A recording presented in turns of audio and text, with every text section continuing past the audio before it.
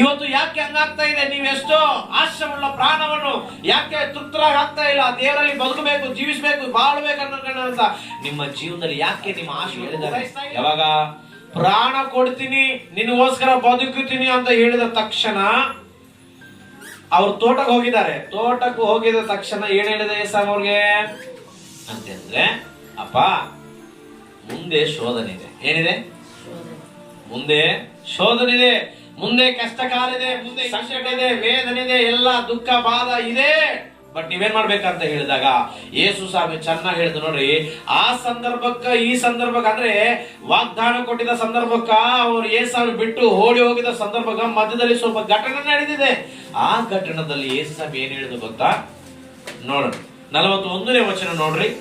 ಏನಂತ ಯೇಸು ಸ್ವಾಮಿ ಹೇಳಿದ್ದಾರೆ ಶಿಷ್ಯರಿಗೆ? ಅದೇ ಪೇತ್ರರಿಗೆ ದೇವರು ಏನಂತ ಹೇಳ್ತಿದ್ದಾನೆ? ಆಮೇಲೆ ಆ ಶಿಷ್ಯರು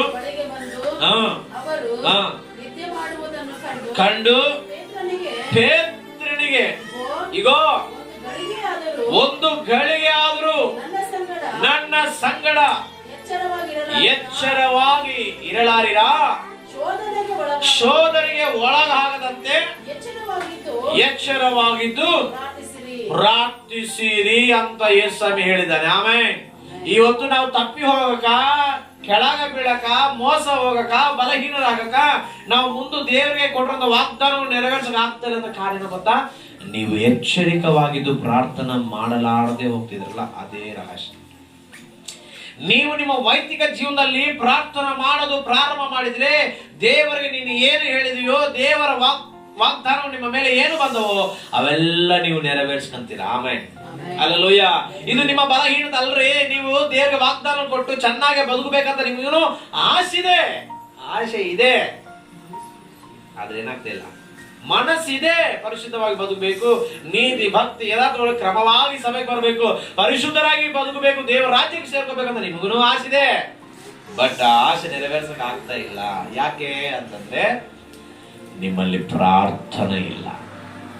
ಏನಿಲ್ಲ? ವೈದಿಕ ಪ್ರಾರ್ಥನಾ ಬೇಕು, ವ್ಯಕ್ತಿಗತ ಪ್ರಾರ್ಥನಾ ಬೇಕು, ಮೆಲುಕುವ ಪ್ರಾರ್ಥನಾ ಬೇಕು, ಎಚ್ಚರಿಕೆ ಉಳ್ಳವರಾಗಿ ಪ್ರಾರ್ಥನಾ ಮಾಡುವ ಅನುಭವ ಬೇಕು. ಇವತ್ತು ಪ್ರಾರ್ಥನಾ ಕಡಿಮೆ ಆದ ತಕ್ಷಣ ಏನಾಗ್ತದೆ? ನಾವು ತಪ್ಪಿ ಹೋಗ್ತಾ ಇದೀವಿ, ನಾವು ಬಿದ್ದು ಹೋಗ್ತಾ ಇದೀವಿ, ನಾವು ನಳಿ ಹೋಗ್ತಾ ಇದೀವಿ. ಇವತ್ತು ಒಬ್ಬ ವ್ಯಕ್ತಿ ಹೋಗಿ ಪಾಪ ಮಾಡ್ತಿದ್ದಾನಂದ್ರೆ ಆ ವ್ಯಕ್ತಿ ಒಳಗೆ ಏನಿಲ್ಲ ಅಂದ್ರೆ ಎಚ್ಚರಿಕವಾಗಿ ಪ್ರಾರ್ಥನೆ ಮಾಡುವ ಪರಿಸ್ಥಿತಿ ಇಲ್ಲ. ಎಚ್ಚರಿಕವಾಗಿ ಪ್ರಾರ್ಥನೆ ಮಾಡುವಂತ ಅನುಭವ ಇಲ್ಲದಗೋಸ್ಕರಲಿಂದ ಅವರು ಬಿದ್ದು ಹೋಗ್ತಾ ಇದ್ರು, ಅವರು ಪಾಪ ಮಾಡ್ತಾ ಇದ್ರು, ಅವರು ಬಲಹೀನರಾಗ್ತಿದ್ರು, ಅವರು ಜಗಳ ಆಗ್ತಿದ್ರು, ಅವರು ಹೋರಾಟದಲ್ಲಿ ಬಿದ್ದು ಹೋಗ್ಬಿಟ್ಟಿದ್ರು. ಕಾರಣ ಏನು ಅಂದ್ರೆ ಪ್ರಾರ್ಥನೆ ಮಾಡುವಂತ ಅನುಭವ ಇಲ್ಲದ ಕಾರಣದಿಂದ ಇವತ್ತು ನಾವು ಶೋಧನೆ ಜಯಿಸಕ್ ಆಗ್ತಿಲ್ಲ ಅಂದ್ರೆ ನಮ್ಮಲ್ಲಿ ಪ್ರಾರ್ಥನೆ ಮಾಡುವ ಅನುಭವ ಇಲ್ಲ. ನೀವು ಪ್ರಾರ್ಥನೆ ಮಾಡೋದು ಪ್ರಾರಂಭ ಮಾಡಿದ್ರೆ ಶೋಧನೆ ನೀವು ಜಯಿಸ್ತೀರಾ. ಆಮೇಲೆ ಕಷ್ಟ ಕಾಲವನ್ನು ಜಯಿಸ್ತೀರಾ, ಸಾಲನ್ನು ಜಯಿಸ್ತೀರಾ, ಸಮಸ್ಯೆಯನ್ನು ಜಯಿಸ್ತೀರಾ. ನಿಮಗೆ ಎದುರು ಹೋರಾಟ ಮಾಡೋದೆಲ್ಲ ಸೈತಾನನ ಶಕ್ತಿಗಳು ಎದುರಿಸಬೇಕು. ನೀವು ಶೋಧನೆಯಲ್ಲಿ ಬಿದ್ದು ಹೋಗ್ಬಾರ್ದಂದ್ರೆ ಏನ್ ಮಾಡ್ಬೇಕು? ಪ್ರಾರ್ಥನೆ ಮಾಡು. ಇದೇ ಆಯುಧ ನಮಗೆ. ಈ ಆಯುಧ ನಿಮ್ಮಲ್ಲಿ ಇದ್ರೆ ಖಂಡಿತ ಎಲ್ಲದನ್ನು ಜಯಿಸಕ್ಕೆ ದೇವರು. ತೋಟಕ್ಕೆ ಹೋಗಿದ್ದಾರೆ, ಪ್ರಾರ್ಥನೆ ಮಾಡಕ್ ಹೋಗಿ ಪ್ರಾರ್ಥನೆ ಮಾಡ್ಬೇಕಂತ ಹೇಳಿ ಯೇಸು ಸ್ವಾಮಿ ರಕ್ತ ಬೆವರಾಗಿ ಬರುವ ತಕ್ಕನ ಪ್ರಾರ್ಥನೆ ಮಾಡಿ ದುಃಖದಿಂದ ಪ್ರಾರ್ಥನೆ ಮಾಡಿದಾನಂತೆ. ಪ್ರಾರ್ಥನೆ ಮಾಡಿ ಮುಮ್ಮಾರು ಪ್ರಾರ್ಥನೆ ಮಾಡಿ ದೇವರು ಪ್ರಾರ್ಥನೆ ಮಾಡಿ ಆ ಶಿಷ್ಯನ ಎಬ್ಬಿಸ್ಕೊಂಡ ಹೋಗಿ ಪ್ರಾರ್ಥನೆ ಮಾಡ್ತಿದ್ದಾರೆ. ಮುಮ್ಮಾರು ಪ್ರಾರ್ಥನೆ, ದೇವರೇ ಈ ಶೋಧನು ಈ ಪಾತ್ರೆ ನನ್ನಿಂದ ತೆಗೆದಾಕು, ಒಂದು ವೇಳೆ ನಿನ್ನ ಚಿತ್ರದಲ್ಲಿ ಜಯಿಸಲಿಕ್ಕೆ ಶಕ್ತಿ ಕೊಡು. ಅರ್ಥ ಆಗುತ್ತಾ? ಹಿಂಗ ಮುಮ್ಮಾರು ಪ್ರಾರ್ಥನೆ ಮಾಡಿದಾನೆ, ಆ ಶಿಲ್ವ ಕಾರ್ಯವನ್ನು ಜಯಿಸಿದಾನೆ. ಆಮೇಲೆ ಎಲ್ಲರೂ ಓಡೋಗಿದ್ರು, ಆದ್ರೆ ಯೇಸು ಓಡೋಗಿಲ್ಲ. ಅಲ್ಲೇ ನಿಂತ್ಕೊಂಡು ಆ ಶೋಧನನ್ನು, ಬಾಧೆಯನ್ನು, ವೇದನೆಯನ್ನು ಸಹಿಸಿಕೊಂಡಿದ್ದಾರೆ. ಕಾರಣ ಏನು ಗೊತ್ತಾ?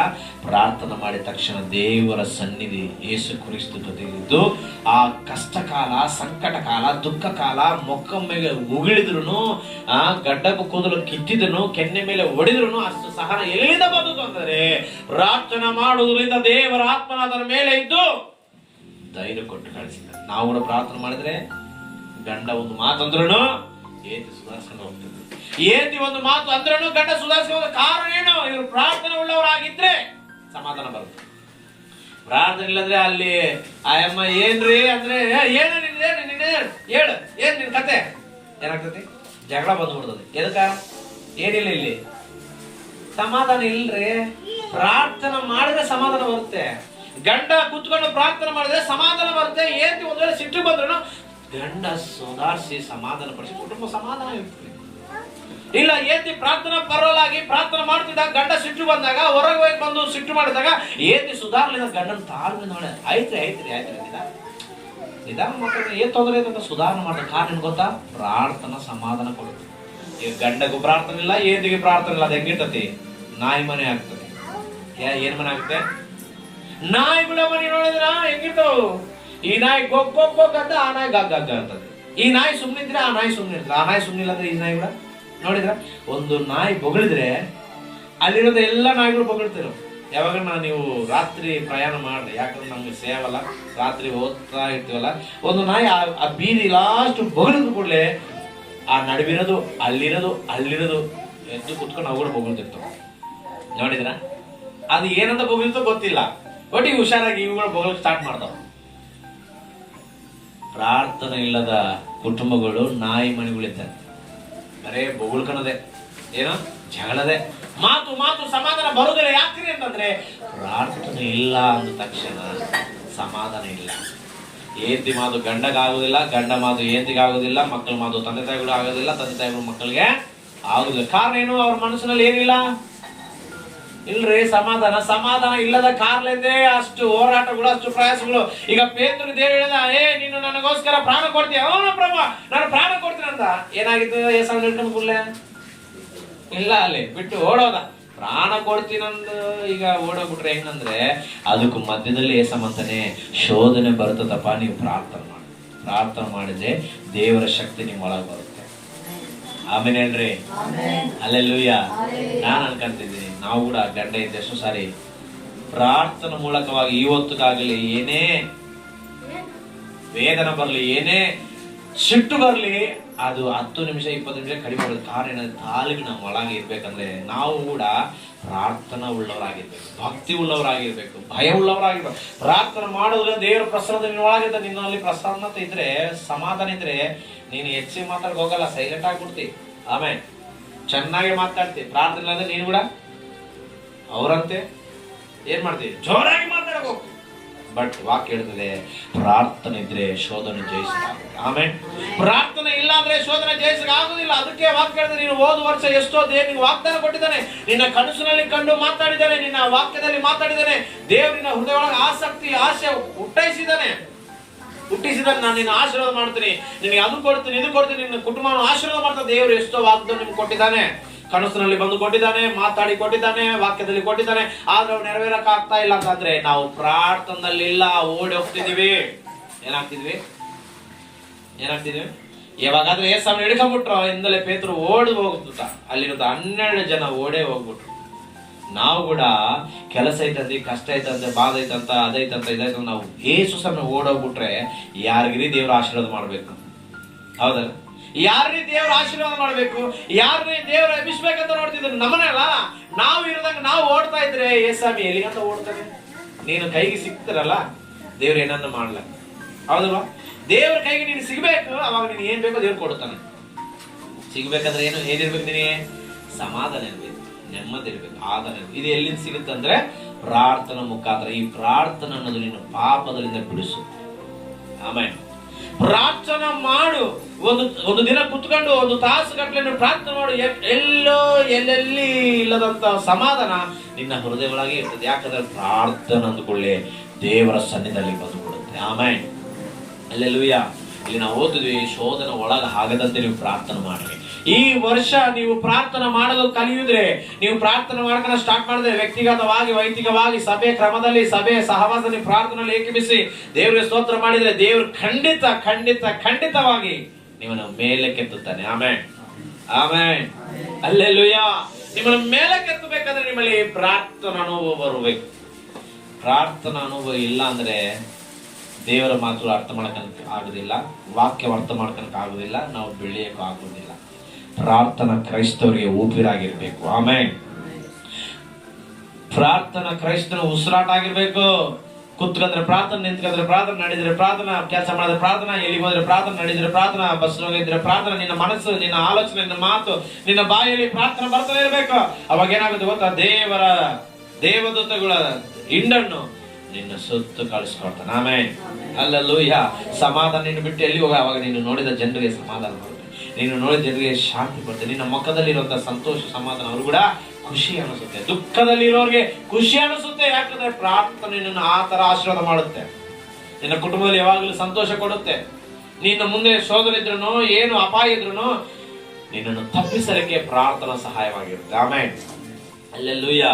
ಅದಕ್ಕಾಗಿ ನೀನು ದೇವ್ರಿಗೆ ಏನೇನು ಹೇಳ್ಕೊಂಡಿದ್ರು, ದೇವ್ರು ನಿನಗೆ ಏನು ಹೇಳಿದ್ರು ಅದು ನಿನ್ನಲ್ಲಿ ನಡೆಯಕ್ಕೆ ಆಗ್ತಾ ಇಲ್ಲದ ಕಾರಣ ಎಂದರೆ ಪ್ರಾರ್ಥನೆ ಇಲ್ಲ. ಅದಕ್ಕಾಗಿ ಶೋಧನೆ ಬಂದಾಗ ಬಿದ್ದೋಗ್ತಿದಿ, ಕಷ್ಟ ಬಂದಾಗ ಬಿದ್ದೋಗ್ತಿದಿ, ಸಾಲ ಬಂದಾಗ ಬಿದ್ದೋಗ್ತಿದಿ, ಏನನ್ನ ಎದುರು ಬಂದು ಕೆಲಸ ನಿಂತ್ಕೊಂಡಾಗ ನಾವು ದೇವ್ರಿಗೆ ದೂರವಾಗ್ತಿದ್ವಿ. ಈಗ ನೋಡ್ರಿ, ಕೆಲಸ ಅಂದ್ರೆ ಏನ್ ಮಾಡ್ತೀರಿ ನೀವು? ಕೆಲ್ಸಕ್ಕೆ ಹೋಗ್ತೀರಾ, ಪ್ರಾರ್ಥನೆ ಬರ್ತೀರಾ? ಕರೆಕ್ಟ್ ಆಗಿ ಹೇಳ್ಬೇಕ. ವ್ಯಾಪಾರ ಐತಂದ್ರೆ ಪ್ರಾರ್ಥನೆ ಬರ್ತೀರಾ, ವ್ಯಾಪಾರ ಕುತ್ಕೊಂತೀರಾ? ಹೊಲ್ದಾಗ ಕಲೆ ತೆಗಿಬೇಕೀಗ, ಏನಮ್ಮ ಏನ್ ಮಾಡ್ತೀರಿ? ಕಲೆಗೆ ಕರ್ಕೊಂಡು ಹೋಗ್ತೀರಾ? ಇಲ್ಲ ಜಿನ್ನಾಕ್ಸ್ಬೇಕಾ? ಈಗ ಜಿನ್ನಾಕ್ಸ್ತೀರಾ, ಚರ್ಚಿ ಬರ್ತೀರಾ? ನಿಮ್ ಹೃದಯ ನಿಮ್ಗೆ ಅಪ್ಪಗಿಸ್ತೀನಪ್ಪ. ಯಾಕಂದ್ರೆ ನಾನೆಲ್ಲ ಆಶೀರ್ವಾದ ಕೊಡೋದು. ನೀವು ಎಲ್ಲಿ ಓಡೋಗ್ತಿರೋ ಓಡೋಗ್ರಿ, ಆದ್ರೆ ಮತ್ತೆ ಇಲ್ಲಿಗೆ ಬರ್ಬೇಕು. ಆಮೇಲೆ ನೀವು ಎಲ್ಲಿ ಏಸಾನ್ ಬಿಟ್ಟು ಓಡ್ತಿದ್ರೋ, ಎಲ್ಲಿ ಓಡಿದ್ರು ಮತ್ತೆ ತಿರ್ಗಿ ಏಸಾ ಮಾತ್ರ ಬರ್ಬೇಕು. ಆಮೇಲೆ ನೀವು ಚರ್ಚೆ ಬಿಟ್ಟು ವಾರವೆಲ್ಲ ಓಡಿದ್ರು ಮತ್ತೆ ಬರೋ ತಿರ್ಗಿ ಚರ್ಚೆಗೆ ಬರ್ಬೇಕು. ಹೌದಲ್ವಾ? ನೀವು ಎಷ್ಟು ದೂರ ಓಡಿದ್ರು ಮತ್ತೆ ತಿರುಗಿ ಚರ್ಚೆಗೆ ಬರ್ಬೇಕು.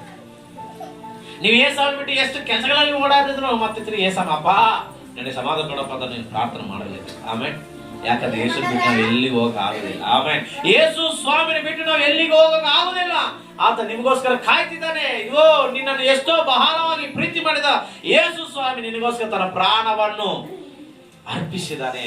ಪ್ರಾಣ ಕಂటే ಹೆಚ್ಚಾಗಿ ನಮ್ಮನ್ನು ಪ್ರೀತಿ ಮಾಡ್ತಿದ್ದಾನೆ. ಆಮೇಲೆ ಆ ಪ್ರೀತಿಯನ್ನು ನಾವು ಅರ್ಥ ಮಾಡ್ಕೋಬೇಕು.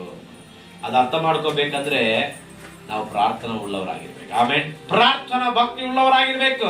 ಯಾವಾಗಲೂ ಪ್ರಾರ್ಥನೆ ಮಾಡೋರಾಗಿರ್ಬೇಕು. ನಿನಗೆ ಸಮಯ ಸಿಕ್ಕಿದ್ರೆ ಕೂತ್ಕೊಂಡು ದೇವಿ ಸ್ತೋತ್ರ ಸ್ವಾಮಿ ಅಂತ ಹೇಳಿ ದೇವಿಗೆ ಸ್ತೋತ್ರ ಮಾಡೋರಾಗಿರ್ಬೇಕು.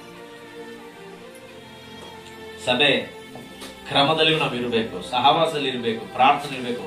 ಸಭೆ ಆಶೀರ್ವಾದ ನಮ್ಗೆ ಇದ್ದೇ ಇರ್ತದೆ. ಆಮೇಲೆ ಅಲ್ಲೆಲ್ಲೂ ಇವತ್ತು ಜನರು ಬಹಳ ಜನ ಎದಕ್ಕೂ ಚೆದರಿ ಹೋಗ್ತಾ ಇದಾರೆ ಅಂದ್ರೆ ಕಾರಣ ಒಂದೇ, ವ್ಯಕ್ತಿಗತವಾದ ಪ್ರಾರ್ಥನೆ. ಆಮೇಲೆ ರಹಸ್ಯವಾದ ಪ್ರಾರ್ಥನೆ ಅವ್ರಿಗಿಲ್ಲ. ಅವರ ಪ್ರಾರ್ಥನೆ ಅನುಭವ ಇಲ್ಲದ ಗೌರವದಿಂದ ಸಾತಾನು ಸೂಕ್ಷ್ಮವಾಗಿ ಅವ್ರನ್ನ ತಪ್ಪಿಸ್ಬಿಡ್ತದೆ. ಅದಕ್ಕಾಗಿ ನಾವೇನ್ ಮಾಡ್ಬೇಕಂದ್ರೆ ಪ್ರಾರ್ಥನಾ ಉಳ್ಳವರಾಗಿರ್ಬೇಕು. ಆಮೇಲೆ ಬೆಳಗ್ಗೆ ಎದ್ದು ಪ್ರಾರ್ಥನೆ ಮಾಡ್ಬೇಕು, ರಾತ್ರಿ ಮಲಗುವಾಗ ಪ್ರಾರ್ಥನೆ ಮಾಡ್ಬೇಕು, ಮಧ್ಯರಾತ್ರಿ ಎಚ್ಚರಿಕೆ ಬಂದ್ರೆ ಎದ್ದು ನಿಂತ್ಕೊಂಡು ಪ್ರಾರ್ಥನೆ ಮಾಡ್ಬೇಕು. ಆವಾಗ ದೇವರು ನಿಮ್ಮನ್ನು ಆಶೀರ್ವಾದ ಮಾಡುವ ದೇವರಾಗಿದ್ದಾನೆ. ಆಮೇಲೆ ಅಲ್ಲೆಲ್ಲೂಯ್ಯ, ಅಲ್ಲೆಲ್ಲೂಯ್ಯ. ನಮಗೆ ಹಶು ಆದ ತಕ್ಷಣ ಹೋಗಿ ಊಟ ಮಾಡ್ತೀವಲ್ಲ, ಅದೇ ನಮಗೆ ಎಚ್ಚರಿಕೆ ಬಂದ ತಕ್ಷಣ ಏನ್ ಮಾಡ್ಬೇಕು? ಒಂದು 10 ನಿಮಿಷ ಕೂತ್ಕೊಂಡು ಪ್ರಾರ್ಥನೆ ಮಾಡ್ಬೇಕು. ಆಮೇಲೆ ಇದು ಅಭ್ಯಾಸ ಮಾಡ್ಕೊಂಡ್ರಿ, ಖಂಡಿತ ನಿಮಗೆ ವಿಜಯ ನಿಮ್ಮ ಹತ್ರ ಇರ್ತದೆ. ಆಮೇಲೆ ಜಯ ಜೀವಿತ ದೇವರು ಕೊಡ್ತಾರೆ.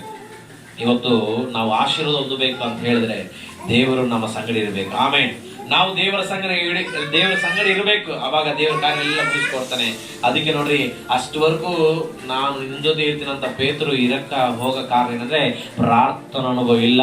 ಸಾತಾನು ಅದನ್ನೆಲ್ಲ ಅವ್ರ ಒಳಗೆ ಏನು ಹುಟ್ಟಿಸಿದಾನೆ? ಭಯ ಹುಟ್ಟಿಸಿದಾನೆ.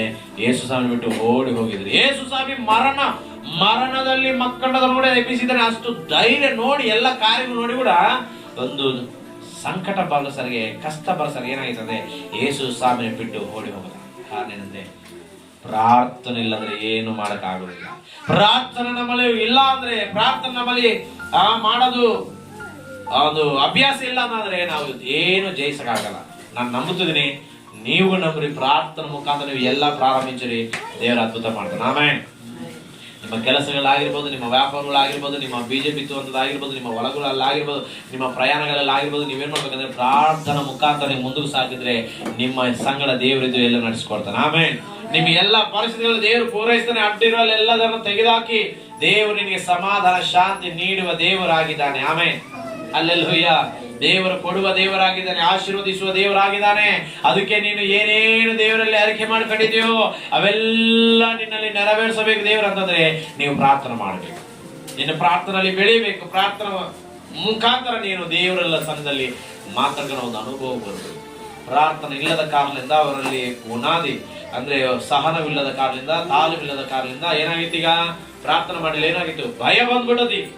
ಭಯ ಬಂದು ಏಸಾಗ್ಬಿಟ್ಟು ಓಡೋಗಿದ್ರು. ಇವತ್ತು ನಾವು ಕೂಡ ಯೇಸು ಸ್ವಾಮಿ ಬಿಟ್ಟು ಎಲ್ಲಿಗೆ ಓಡಿದ್ರು ಏನು ಲಾಭ ಇಲ್ಲ, ಯಾರು ಏನು ಕೊಡಂಗಿಲ್ಲ, ಯಾರು ಏನು ಮಾಡಂಗಿಲ್ಲ, ಯಾರು ನಮಗೆ ಸಹಾಯ ಮಾಡುವವರು ಈ ಲೋಕದಲ್ಲಿ ಯಾರು ಇಲ್ಲ. ಯೇಸು ಸ್ವಾಮಿ ಒಬ್ಬನೇ ನಮಗೆ ಸಹಾಯ ಮಾಡುವ ದೇವರು. ಆಮೇಲೆ ಆದರಿಸುವ ದೇವರು, ರಕ್ಷಿಸುವ ದೇವರು, ಕಾಪಾಡುವ ದೇವರು, ಕರುಣೆ ತೋರಿಸುವ ದೇವರು ಯೇಸು ಸ್ವಾಮಿ ಒಬ್ಬನೇ.